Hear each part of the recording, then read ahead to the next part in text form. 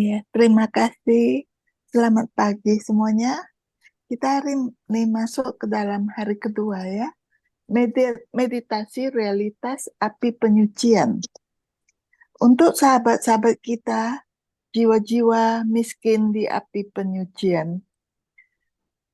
Iman mengajarkan kita bahwa api penyucian, sebagaimana kata tersebut mengindikasikan adalah tempat penderitaan dan penebusan dosa. Di sana, keadilan ilahi terus memurnikan jiwa-jiwa yang belum cukup murni untuk diterima di Firdaus, tempat yang tidak boleh dimasuki oleh apapun yang ternoda. Itu bukanlah neraka, tempat tidak ada lagi penebusan. Itu adalah tempat perantara yang terletak di antara sukacita surga yang tidak terbatas dan api neraka yang tidak terbatas. Itu menyerupai neraka dalam intensitas penderitaan dan surga dalam kekudusan mereka yang menderita di sana. Itu adalah api yang melahap tetapi memurnikan. Itu adalah perjalanan air mata, tetapi itu bukanlah tempat tangisan dan kertakan gigi abadi yang dibicarakan dalam kitab suci. Ketika waktu pemurnian berakhir, Tuhan akan memanggil kepada jiwa-jiwa yang dibersihkan oleh penderitaan untuk berbagi dalam kebahagiaan kekalnya. Jadi, api penyucian adalah hukuman sementara yang tidak akan ada lagi setelah penghakiman terakhir. Itulah api penyucian. Di sanalah sebagian besar jiwa yang telah mengakhiri ziarah mereka di bumi menemukan diri mereka menderita dan menangis dalam penebusan dosa. Masuk langsung ke surga adalah hak istimewa yang hanya dimiliki oleh sedikit orang. Api penyucian adalah tempat di mana sebagian dari saudara dan orang terkasih kita mungkin berada. Di sanalah kita sendiri mungkin berakhir dan mungkin segera. Siapa yang dapat menyanjung diri sendiri dengan berpikir pada saat kematian berada dalam keadaan yang begitu murni sehingga tidak perlu melakukan penebusan dosa?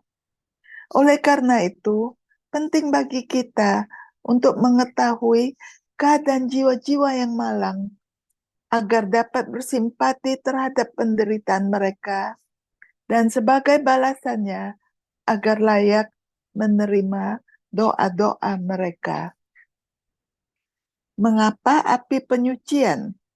Ketika suatu jiwa muncul di hadapan hakim ilahi, jika jiwa itu terbebas dari noda apapun, Yesus sendiri akan membuka gerbang surga dan menganugerahkan mahkota yang dijanjikan kepada orang-orang yang diberkati.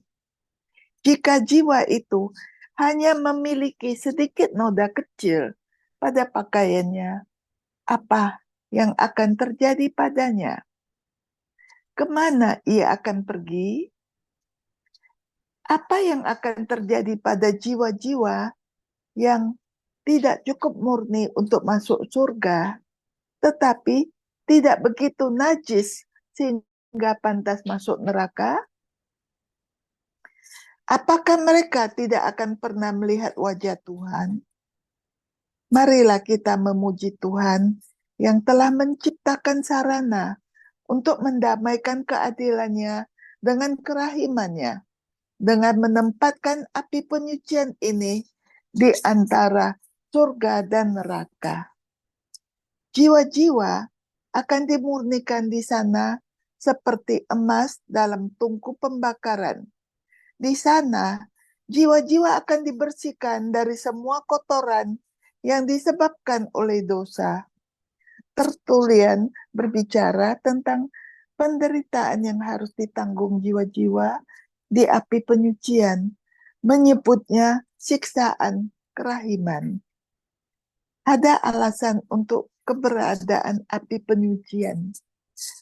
Api penyucian itu diperlukan untuk menyelesaikan penebusan dosa yang tidak kita lakukan saat berada di bumi, untuk memenuhi keadilan ilahi, dan untuk mendapatkan kemuliaan yang sangat besar melalui penebusan dosa.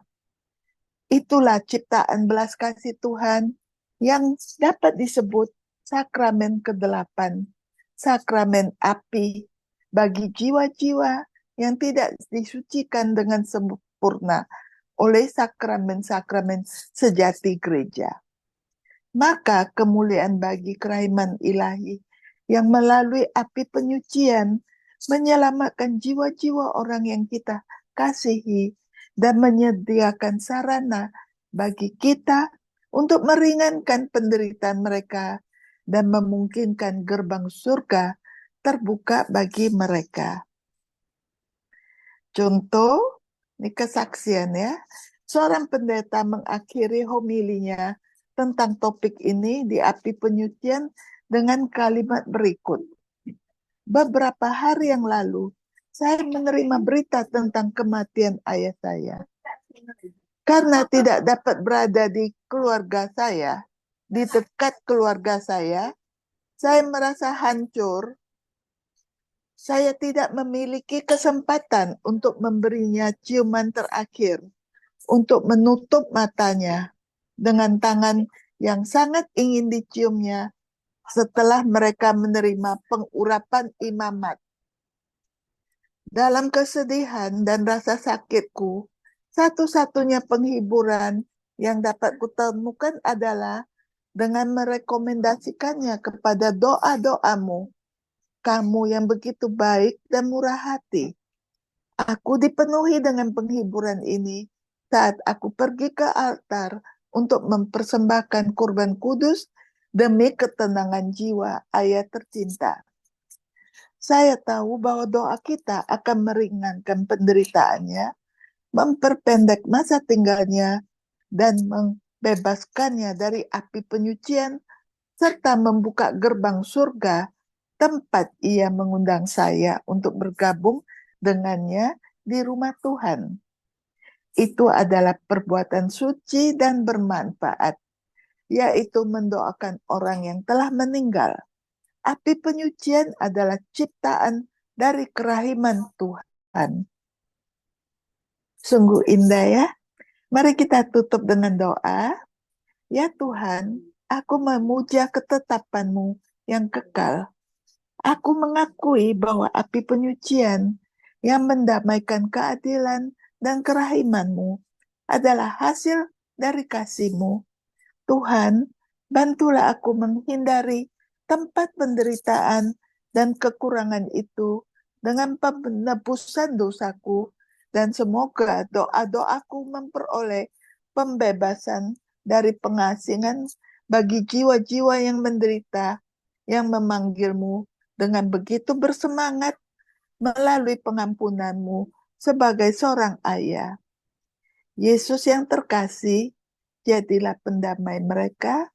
Panggil anak-anak-Mu yang terkasih dan saudara-saudara kita untuk beristirahat kekal, dan semoga terang-Mu bersinar atas mereka. Semoga mereka beristirahat dengan tenang. Amin. Terima kasih. Selamat pagi semuanya.